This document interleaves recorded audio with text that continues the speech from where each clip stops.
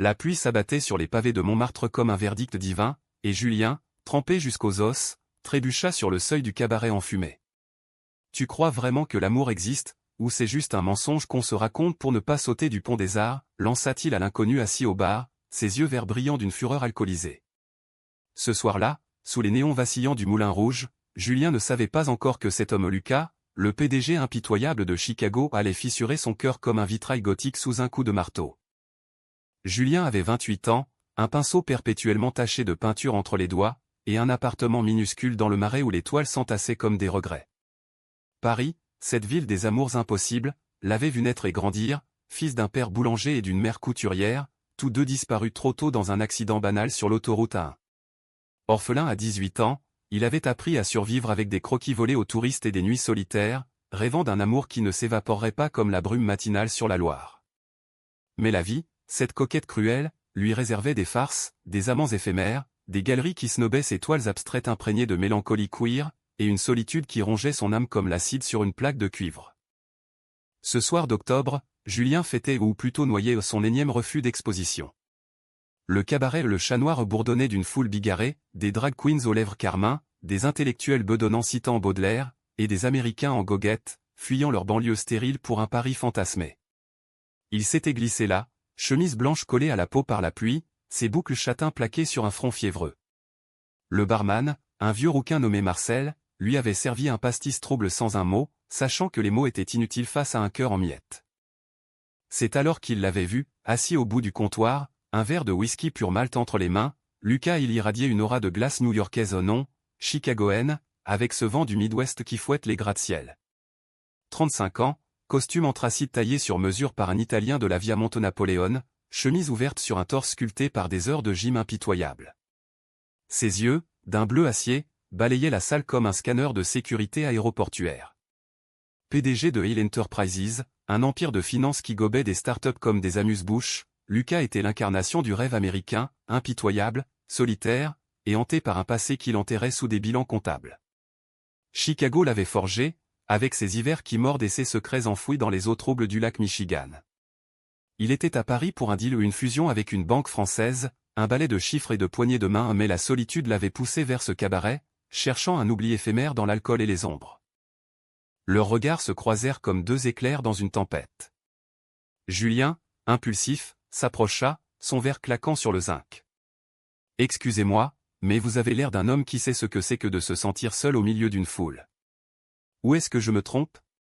Les mots sortirent avant qu'il ne puisse les retenir, un mélange de défi et de vulnérabilité. Lucas haussa un sourcil, un sourire carnassier effleurant ses lèvres pleines. « La solitude, mon ami, n'est pas un sentiment. C'est un choix. Et le vôtre semble intéressant. » Sa voix était un ronronnement grave, teinté d'un accent midwestern roulant les airs comme des vagues du lac. La conversation s'emballa comme un feu de joie illégale. Julien parla de ses toiles, de couleurs qui saignaient sur la toile pour exprimer l'indicible désir d'un corps masculin contre un autre. Lucas, d'abord distant, se laissa happer, il confia, entre deux gorgées, comment Chicago l'avait mâché et recraché, orphelin lui aussi après un père alcoolique et une mère disparue dans les limbes de la dépression. L'amour ? C'est une faiblesse que les marchés boursiers ne pardonnent pas. Mais ses yeux trahissaient une faille, un appel muet. L'alcool coula, les rires fusèrent, et bientôt, leurs genoux se frôlèrent sous le bar, une étincelle électrique traversant l'air chargé de tabac et de jasmin. À minuit, quand le cabaret vomit ses derniers clients dans la nuit pluvieuse, Lucas posa une main ferme sur l'épaule de Julien. « Venez avec moi. Juste pour cette nuit. Pas de promesses, pas de chaîne. » Julien hésita, le cœur battant comme un tambour de carnaval. Paris, avec ses amours fugaces, l'avait vacciné contre les illusions. Pourtant, il suivit, les pavés luisants sous leurs pas, jusqu'à une suite au Ritz, où les draps de soie attendaient comme un piège doré. Leur nuit fut un tourbillon, des baisers voraces contre les miroirs anciens, des corps entrelacés dans une danse primitive, où la peau de Lucas, marquée de cicatrices discrètes au souvenir d'une enfance brutale, se révéla plus vulnérable que son armure de PDG. Julien, pour la première fois, se sentit vu, non comme un artiste maudit, mais comme un amant. Ils parlèrent jusqu'à l'aube, chuchotant des secrets. Lucas avoua son coming out tardif, à 25 ans, après un scandale corporate qui avait failli le couler, Julien confia ses peurs d'un amour homosexuel dans une France encore frileuse, malgré ses lumières. Quand le soleil perça les rideaux, Julien s'éveilla seul, un billet de banque et une note griffonnée, « Merci pour la nuit. Ne cherchez pas à me revoir. LH. » Le cœur en vrac, Julien rentra chez lui, la scène coulant comme des larmes indélébiles. Il ne savait pas encore que cette nuit avait allumé une mèche, une passion qui allait consumer Paris et Chicago dans un incendie d'émotions. Les jours suivants furent un brouillard de couleurs vives et de bleus intérieurs. Julien peignit comme un possédé, ses toiles éclaboussant de rouges ardents et de noirs abyssaux, capturant l'essence de cette nuit, la courbe d'une mâchoire carrée, le bleu froid-dieu qui promettait l'enfer et le paradis. Le Marais, avec ses librairies queer et ses cafés bondés de militants arc-en-ciel, devint son refuge, mais nulle part il ne trouvait la paix. Lucas hantait ses rêves, un fantôme en costume 3 pièces, murmurant des vérités crues. La pluie s'abattait comme un verdict divin sur les pavés luisants de la Seine, et Julien, trempé jusqu'aux os, heurta violemment l'épaule d'un inconnu qui surgit de l'ombre d'un réverbère. « Pardon » murmura-t-il d'une voix chevrotante, mais l'homme ne répondit pas, il se contenta de le fixer, ses yeux verts comme l'acier froid d'un gratte-ciel de Chicago, et Julien sentit son cœur s'emballer comme si le destin venait de lui claquer la porte au nez. Ce regard, ce silence, c'était le début d'une nuit qui allait le consumer, le briser, et peut-être le reconstruire. Je m'appelle Julien Moreau, et à 32 ans, j'étais un architecte parisien lambda, de ceux qui rêvent de courbes harmonieuses dans le béton tout en sirotant un café trop amer au Marais. Paris, cette ville des amours éternels et des cœurs brisés, m'avait toujours semblé un cocon confortable, même si mon propre cœur battait au rythme d'une solitude tenace. J'avais grandi dans une famille bourgeoise du 16e arrondissement, où l'on chuchotait plus sur les apparences que sur les sentiments. Mon père, un notaire austère, avait feint l'ignorance quand il m'avait surpris, adolescent, embrassant un garçon dans le jardin familial. Ma mère, avec sa grâce de porcelaine, avait simplement détourné les yeux. Depuis, j'avais appris à naviguer dans les ombres, des relations éphémères, des nuits volées dans des bars enfumés, et un appartement haussmannien rempli de croquis inachevés et de regrets muets. Ce soir-là, fin octobre, l'air était chargé d'une humidité qui collait à la peau comme un reproche. J'avais fui une soirée d'anniversaire au cœur du quartier latin à un ami de longue date, Pierre, qui fêtait ses 35 ans avec une exubérance forcée. Pierre, avec son sourire carnassier et ses mains trop baladeuses, avait toujours été une tentation ambiguë. Mais ce soir, ses avances m'avaient étouffé. « Viens, Julien, on va s'amuser » avait-il susurré à mon oreille, son souffle chaud contre ma nuque. J'avais ri, esquivé, et fini par m'éclipser sous prétexte d'un mal de tête. La vérité ? J'en avais assez des jeux. J'en avais assez de ces nuits où l'on feint l'insouciance pour masquer la faim d'autre chose, d'un regard qui ne juge pas, d'une main qui ne tremble pas. Les rues du Marais étaient un labyrinthe de lumières tamisées et de murmures complices. Les boutiques aux vitrines allumées exhalaient des parfums de cuir neuf et de vin chaud, tandis que des couples hétéros, homo, indéfinis se frôlaient sous les auvents. Je marchais sans but, le col de mon manteau relevé contre la bruine, quand je décidai de m'arrêter au Le Refuge, un bar discret niché dans une impasse. C'était l'un de ces endroits où les âmes fatiguées viennent se réfugier, bois sombre, jazz feutré, et un barman tatoué qui verse des whiskies sans poser de questions. Je poussai la porte, et l'odeur familière de tabac froid et de désir contenu m'enveloppa comme un vieil amant. À l'intérieur, l'atmosphère était électrique, presque oppressante. Une poignée de clients, un couple d'Italiens riant trop fort, un solitaire penché sur son verre comme sur un secret, et lui l'homme que j'avais heurté dehors.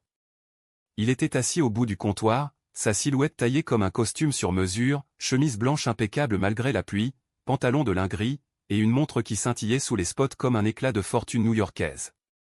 Ses cheveux châtains, légèrement ébouriffés, encadraient un visage anguleux, marqué par une barbe de 3 jours qui adoucissait à peine la dureté de sa mâchoire. Il ne leva pas les yeux quand je m'approchai, mais je sentis son regard me balayer comme un scanner. Whisky sec, commandai-je au barman, m'asseyant à 2 tabourets de distance. Ma voix sonna plus assurée que je ne l'étais. L'inconnu tourna enfin la tête, et ce fut comme si le temps se figeait. Ses yeux verts, perçants, avec une lueur de tempête me transpercèrent. « Vous êtes trempé » dit-il d'une voix grave, teintée d'un accent américain rugueux, comme du Bourbon vieilli. Chicago, pensai-je immédiatement, j'avais passé un été là-bas, étudiant, à contempler les tours infinies et les âmes perdues dans le vent du lac Michigan.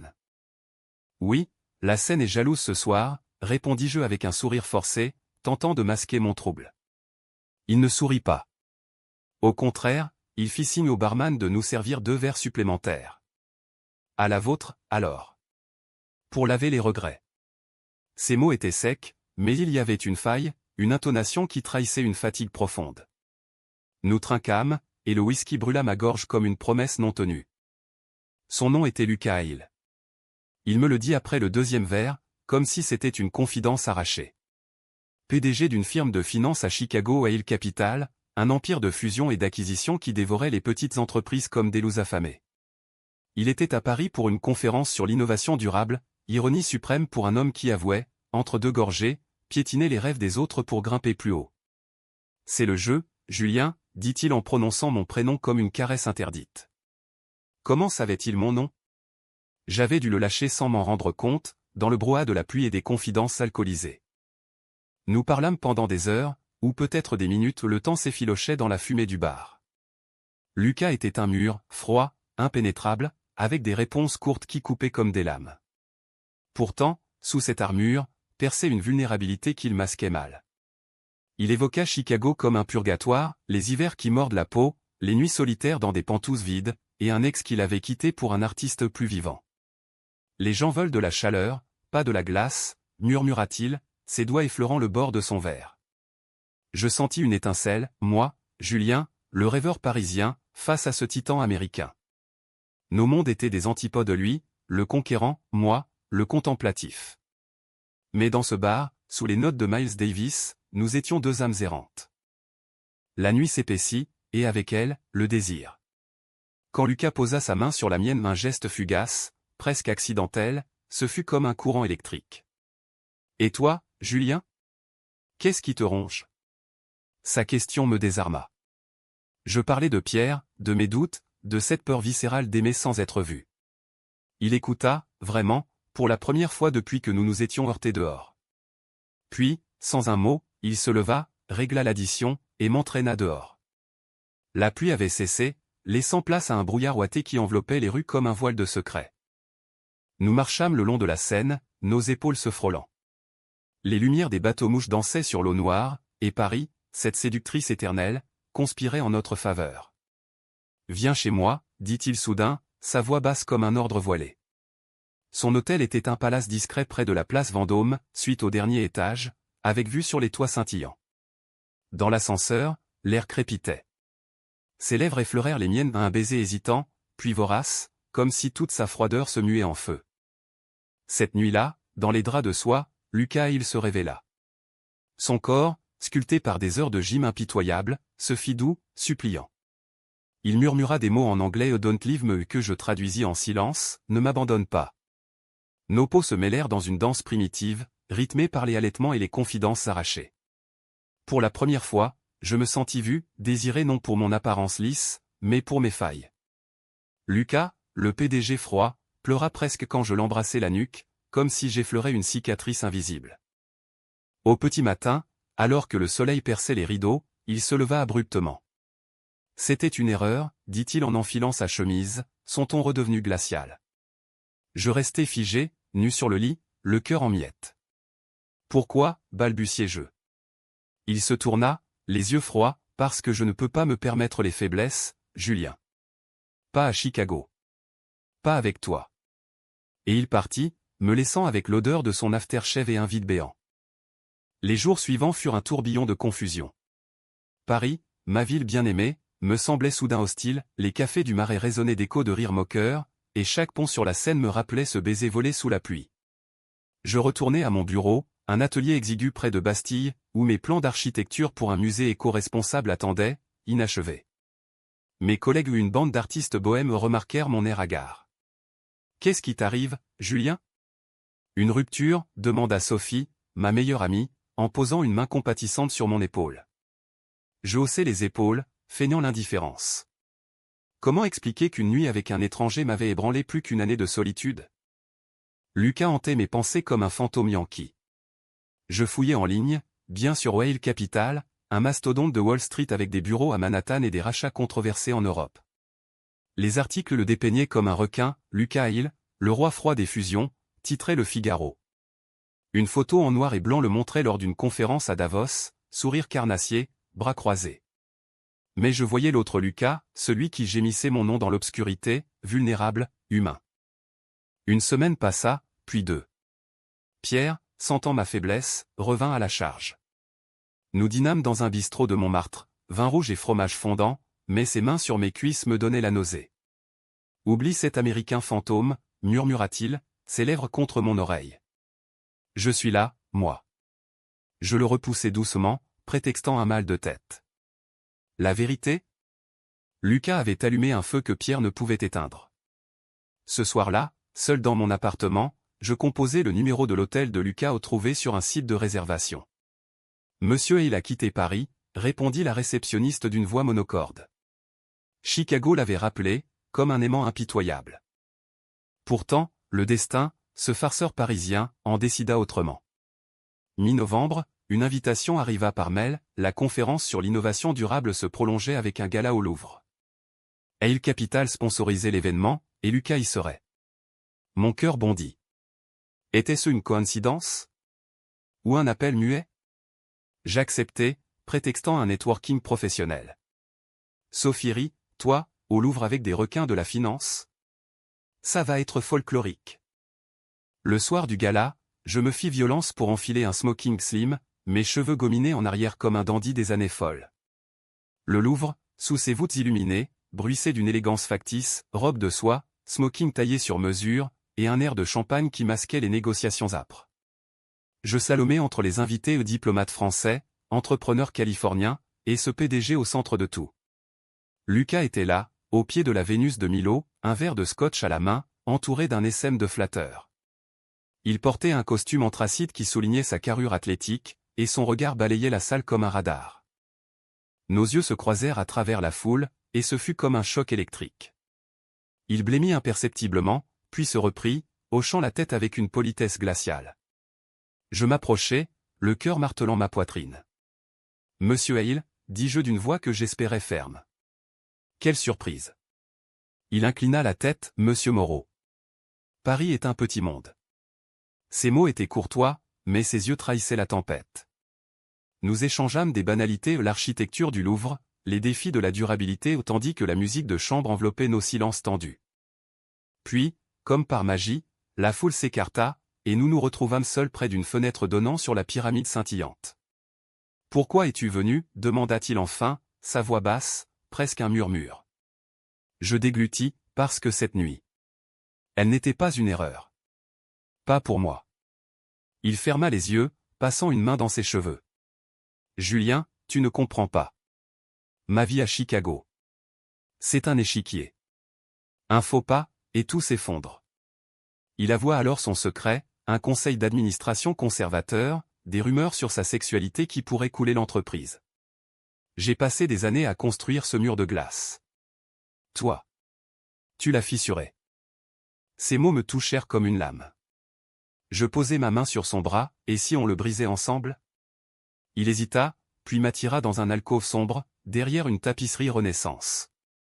Nos lèvres se trouvèrent à nouveau, urgentes, affamées. Ce baiser, au milieu des chefs-d'œuvre millénaires, était une rébellion, contre ses peurs, contre mes doutes. Ses mains glissèrent sous ma chemise, et je sentis son pouce emballé. Pas ici, Alta-Teil, mais son corps disait l'inverse. Nous filâmes discrètement vers sa suite au Ritz, adjacent au Louvre, un caprice de luxe pour un homme habitué aux pentouses. La nuit fut un feu d'artifice, corps entrelacés sur un lit à baldaquin, murmure en deux langues, et une tendresse qui effaça la froideur. Lucas se livra comme jamais, il parla de son enfance dans les faubourgs de Chicago, d'un père alcoolique qui le battait pour en faire un homme, d'une mère qui s'était suicidée quand il avait 16 ans. J'ai appris à ne rien montrer, confia-t-il, sa tête sur mon torse. La vulnérabilité, c'est de la faiblesse. Je l'embrassai doucement, non, c'est de la force. Au lever du jour, alors que les cloches de Notre-Dame sonnaient l'aube, il ne partit pas. Au contraire, il resta, nos doigts enlacés. Et si je prolongeais mon séjour, proposa-t-il, un sourire timide aux lèvres, le premier vrai depuis notre rencontre.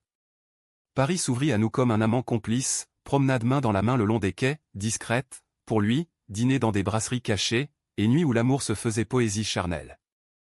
Lucas, le requin, Appris à rire, Julien, le rêveur, trouva un ancrage. Mais l'idylle fut de courte durée. Fin novembre, un appel de Chicago brisa l'enchantement. Le conseil veut une réunion d'urgence, annonça-t-il, le visage assombri. Un scandale couvait, un rachat hostile en Europe, accusé de corruption. Je dois y aller. Seul. Je sentis l'angoisse monter. Et nous, demandai-je. Il m'embrassa, c'est temporaire. Je reviens. Pourtant, les semaines suivantes furent un supplice.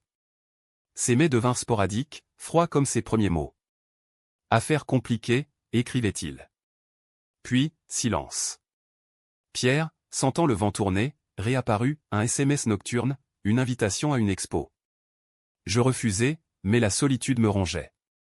Un soir, ivre de vin et de regrets, je composai son numéro.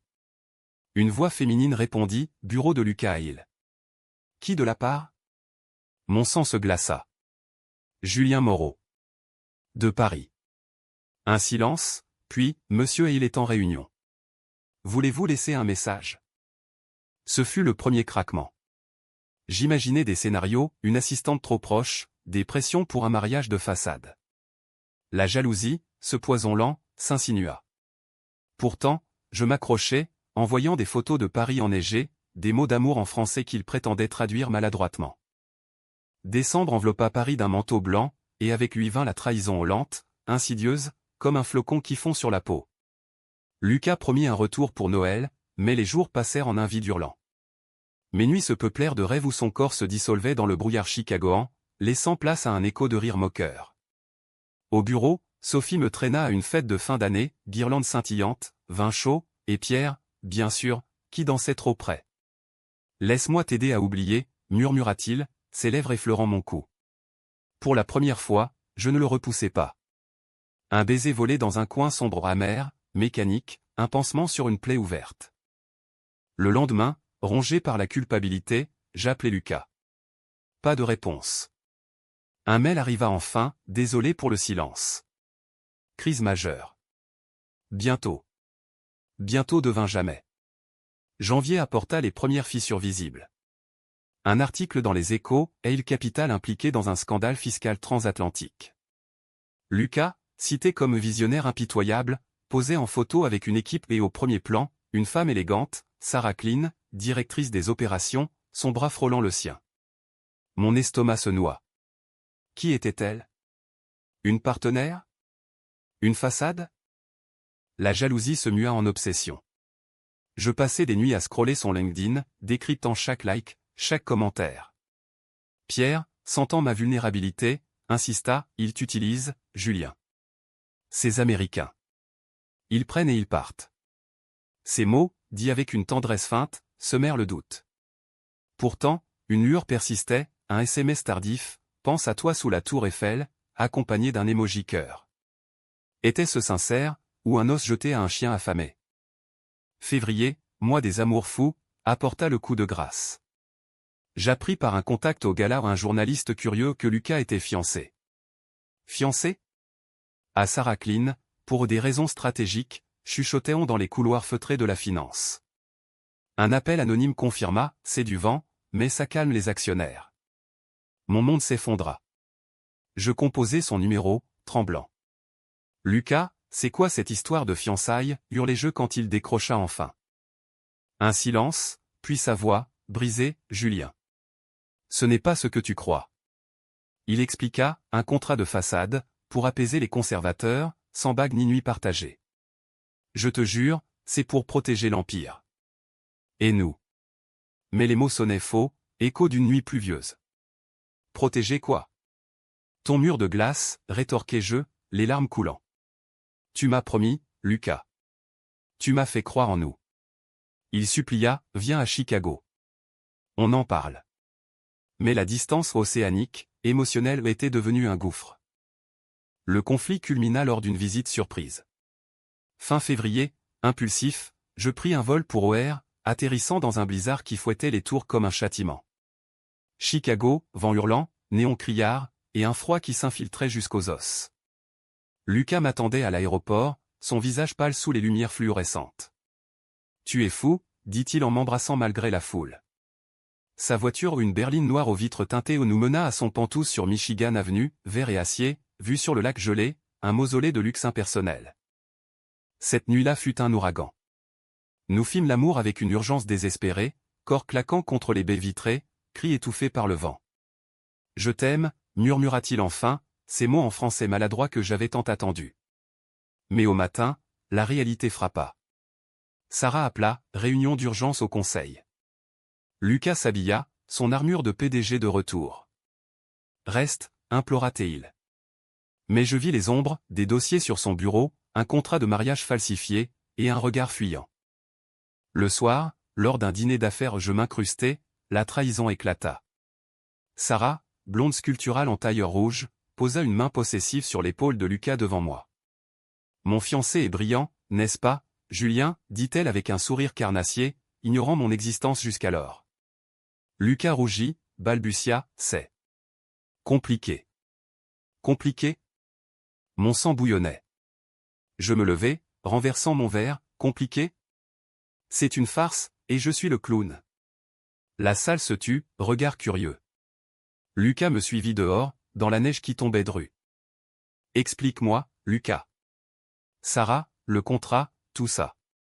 C'est pour me protéger, ou pour te protéger toi, hurlai-je, le vent emportant mes mots. Il s'effondra contre un mur, les deux. Si on apprend pour nous, l'entreprise coule. Mes investisseurs. Ils haïssent les déviants en point. Le mot me frappa comme un coup. Déviants ? C'est comme ça que tu nous vois. Il pleura alors, pour la première fois devant moi, « Non, Julien. J'ai peur. Peur de te perdre, peur de tout. » Nous nous embrassâmes dans la tourmente, celle des larmes et neige fondues sur nos lèvres. Mais le doute s'était installé, venimeux. Les jours suivants à Chicago furent un limbo, promenade le long du lac, où il me racontait ses rêves d'enfance devenir architecte, comme moi, avant que la finance ne l'avale. Nuit où son corps suppliait pardon, mais son esprit vagabondait vers des mails urgents.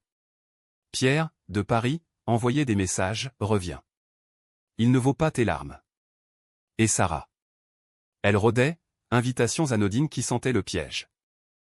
Le chaos trao survint une nuit de tempête. Lucas rentra tard, ivre d'un cocktail d'affaires, et lâcha, Sarah veut officialiser. Pour la couverture. Je bondis, officialiser. Et moi. Il s'effondra sur le canapé, c'est temporaire. Pour nous sauver. La gifle partit seule au pas forte, mais symbolique. Sauver quoi? Un mensonge? Il se releva, furieux, tu ne comprends pas le monde dans lequel je vis. À Chicago, l'amour est un luxe que je ne peux pas me payer. Nos cris résonnèrent dans le Penthouse vide, écho d'une passion brisée. Je partis cette nuit-là, valise à la main, dans un taxi qui filait vers l'aéroport sous la neige. Adieu, Lucas, textai-je. Pas de réponse. De retour à Paris, le printemps pointait au crocus timide, scène rieuse mais mon cœur était hivernal. Pierre m'attendait au café du coin, bras ouverts. Bienvenue à la maison. Je me laissai aller, un baiser tiède qui apaisa sans guérir. Pourtant, des mois plus tard, un paquet arriva, un croquis encadré de la tour Eiffel, dessiné de sa main maladroite, avec une note, la fissure est trop grande.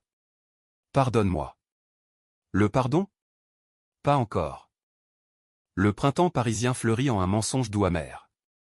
Avec Pierre, je tentais de reconstruire, dîner aux chandelles, week-end à Deauville, et un sexe routinier qui masquait le vide.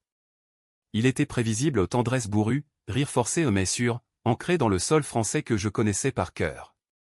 Oublie cet Américain, répétait-il, ses doigts traçant des cercles sur mon dos. Et je feignais d'oublier, noyant Lucas dans le travail, mon projet de musée avançait, courbe de verre et d'acier inspiré, hélas, des gratte-ciel chicagoans. Mais les nuits trahissaient. Je rêvais de vers yeux froids, de corps qui se pliaient en supplication muette. Un soir de mai, lors d'une expo au centre Pompidou, je le revis au nom en chair et en os, mais en hologramme, une vidéo de conférence où Lucas, plus amaigri, plus dur, parlait de résilience post-scandale. Aile Capital avait survécu, grâce à Sarah. Il s'était marié civilement, titraient les tabloïds. Un contrat, rien de plus, jurait-il dans une interview. Mais les photos où elle assombra lors d'un gala à New York me poignardaient. Pierre le sentit. Bloque-le. Tout, Je le fis, effaçant mes numéros, mais le cœur n'obéit pas au décret. L'été arriva, torride, et avec lui une opportunité, une bourse pour un atelier à Chicago. Ironie cruelle du sort. Vas-y, encouragea Sophie. Affronte tes démons. Pierre fronça les sourcils, ou reste. Avec moi. Le choix fut clair, je bouclai ma valise, prétextant l'architecture, masquant le pèlerinage. Chicago en juillet, chaleur humide, jazz dans les rues, et un lac Michigan qui miroitait comme un miroir brisé. Je logeais dans un loft près de Wrigley Field, évitant Michigan Avenue comme la peste. L'atelier vint un symposium sur l'urbanisme durable grouillé d'idées folles, tours végétalisées, quartiers inclusifs. Inclusif. Le mot résonnait comme un reproche. Lors d'une pause, je croisai un collègue, tu connais il sponsorise ça. Mon sang se glaça. Évidemment. Le destin, ce marionnettiste sadique, nous réunit lors d'une quenotte. Lucas monta sur scène, costume bleu marine, voix assurée, l'innovation n'est pas qu'acier et béton, c'est cœur et audace. Audace ? Venant de lui, c'était une farce. Nos regards se croisèrent, il pâlit, trébucha sur un mot. Après, dans le hall bondé, il m'aborda, Julien. Dieu, tu es là. Sa main effleura la mienne, un geste désespéré. On parle ? Nous filâmes dans un café anonyme du Lop, où le bruit des L-trains couvrait nos cœurs affolés. Il avait changé, rides dures autour des yeux, une cicatrice fraîche sur la tempe, un accident de voiture, rien, balaya-t-il. Le mariage avec Sarah ? Un papier. Elle est lesbienne, Julien. Une alliance mutuelle pour survivre.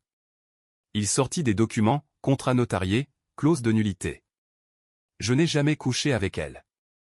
Jamais. La vérité suintait, amère, pour il capital, il avait sacrifié notre histoire. Pourquoi ne m'as-tu pas dit, demandai-je, voix brisée. Il baissa les yeux, peur. Peur que tu me vois faible, que tu partes avant que je sois prêt. Nous pleurâmes ensemble, là, au milieu des lattes fumants, indifférents au regard. Puis, il m'invita chez lui le Penthouse, réaménagé en un nid presque chaleureux, photo de Paris sur les murs, un croquis de la Seine encadré. Cette nuit fut rédemption, amour lent, exploratoire, comme si nous redécouvrions nos corps. Je t'aime, murmura-t-il en français approximatif, son souffle chaud contre ma peau. Reste. Quitte tout pour moi. Mais le lendemain, le conflit ressurgit. Sarah appela non pour le drame, mais pour une crise, un investisseur homophobe menaçait de se retirer cible, les rumeurs sur elle persistaient. Les rumeurs sur nous, corrigea Lucas, blême. Il me supplia, aide-moi. Sois discret, juste un temps. Discrétion ? Encore ? La rage monta, toujours tes murs, Lucas. Je ne suis pas un secret à cacher. Nous nous disputâmes, mots comme des gifles, tu es égoïste, cria-t-il. Non, toi, tu es lâche, rétorquai-je. Je partis, errant dans les rues de Chicago jusqu'à l'aube. Pierre texta, Paris t'attend. Et moi. Mais au fond, je savais, Lucas était ma faiblesse, mon feu. Des jours de silence suivirent, puis un geste, il démissionna partiellement, nommant Sarah Suyo intérimaire. Pour nous, écrivit-il. Un compromis ? Ou une capitulation ? L'automne pointa, feuilles rousses sur le lac, et je rentrai à Paris non pour fuir, mais pour réfléchir. Pierre, sentant la faim, organisa une confrontation, dîner à 3, au Eiffel Tower Grill. Lucas, en visite professionnelle, accepta. La tension crépita comme un orage, Pierre, protecteur, Lucas, suppliant, moi, au centre du vortex. Il mérite mieux que tes mensonges, lança Pierre. Lucas riposta, et toi, que tes manipulations ? Les mots volèrent, jusqu'à ce que je me lève, assez. J'aime Lucas. Point. Pierre partit, blessé mais libéré. Lucas et moi, seuls sous les lumières de la tour, nous embrassâmes à un baiser de promesses, salé de larmes collectives. Mais la route était pavée d'épines, sa vie à Chicago, la mienne à Paris, et les ombres du passé. L'hiver revint, impitoyable, mais avec une douceur nouvelle. Lucas et moi naviguâmes les turbulences comme un duo maladroit, appel transatlantique à l'aube, week-end volé à mi-chemin à Bruxelles, Londres, et une correspondance amoureuse qui comblait les miles. Il apprit le français pour de bon, bégayant des « je t'aime » qui me faisaient fondre, je découvris le blues de Chicago, dansant nu sur du Muddy Water dans son pantouse. La fissure dans son mur? Elle s'élargit en porte ouverte. Il parla publiquement un TED Talk sur l'authenticité en affaires où, sans nommer, il évoqua l'amour qui défie les conventions. Les actions de Hill Capital chutèrent de 2%, puis remontèrent, le monde, lentement, acceptait. Pourtant, les conflits persistaient, subtils comme des courants sous-marins. Sarah, bien que alliée, jetait des regards envieux, il change pour toi, Julien. Mais à quel prix? Un soir, lors d'une visite à Paris, Lucas avoua une rechute, une nuit d'ivresse solitaire, un flirt innocent avec un collègue pour tester les eaux. Je paniquais, expliqua-t-il, tête basse. La jalousie me rongeait, mais au lieu de fuir, je choisis le pardon humain, imparfait. On avance ensemble, dis-je, nos mains liées sur le balcon de mon appartement, face à la Seine enneigée. Le chaos au final survint au printemps suivant, lors d'une crise majeure. Hill Capital affrontait un procès pour discrimination et ironie tragique, un employé gay licencié pour incompatibilité culturelle. Lucas, déchiré, me confia, c'est mon reflet. Si je ne me bats pas, je perds tout au toi, moi, nous. Il témoigna anonymement d'abord, puis publiquement, l'amour n'a pas de genre, pas de contrat. C'est la seule fusion qui compte. Le scandale éclata, médias en folie, mais avec lui vint la catharsis. Sarah, solidaire, révéla leur mariage factice, les investisseurs fuirent, mais de nouveau affluèrent progressistes, visionnaires. Je volai à Chicago pour le verdict, acquittement, avec dommage. Lucas, épuisé mais rayonnant, m'attendait sur les marches du tribunal, caméra ou non. C'est fini, murmura-t-il en m'embrassant, indifférent au flash. Ce soir-là, dans une chambre d'hôtel anonyme, notre amour se fit célébration, corps fusionnés en une symphonie de rires et de soupirs, promesses chuchotées comme des vœux. L'été nous trouva à Paris, définitivement. Lucas vendit sa part majoritaire de Hill Capital, investissant dans un fonds éco-architectural Weil et Moreau Venture, un clin d'œil à nos mondes unis. Nous achéâmes un loft près du canal Saint-Martin, verre et pierre, avec vue sur les péniches paresseuses. Pierre? Il pardonna, trouvant l'amour ailleurs, en un artiste excentrique. Sophie devint notre complice, organisant des dîners où Lucas, rougissant, récitait du Baudelaire. La nuit de notre premier anniversaire, 1 an depuis la pluie fatale où nous revînmes au Le Refuge. Le barman tatoué nous reconnut, whisky pour les âmes sauvées. Nous trinquâmes, puis marchâmes vers la Seine. Sous un ciel étoilé, Lucas s'agenouilla au pas pour une bague clinquante, mais pour un anneau simple en titane, gravé et fissure éternelle. Épouse-moi, Julien. Pas pour un contrat, mais pour nous. Les larmes coulèrent, joie pure. Oui, soufflai-je, et nous nous embrassâmes, Paris témoin bienveillant. La vie n'était pas un conte, aux cicatrices restaient, doute murmurait, mais humanité triomphait, 2 hommes, imparfaits, aimant au grand jour. Des années plus tard, lors d'une expo au Louvre, notre musée, financé par notre fonds, un jeune architecte me demanda, comment avez-vous su que c'était l'amour? Je souris, jetant un œil à Lucas, grisonnant mais toujours vers Dieu, une nuit pluvieuse. Et le courage de briser la glace. Ainsi s'achève notre histoire, non en apothéose parfaite, mais en harmonie fragile, profondément humaine. Car l'amour, vrai, n'est pas absence de tempête, mais danse sous la pluie.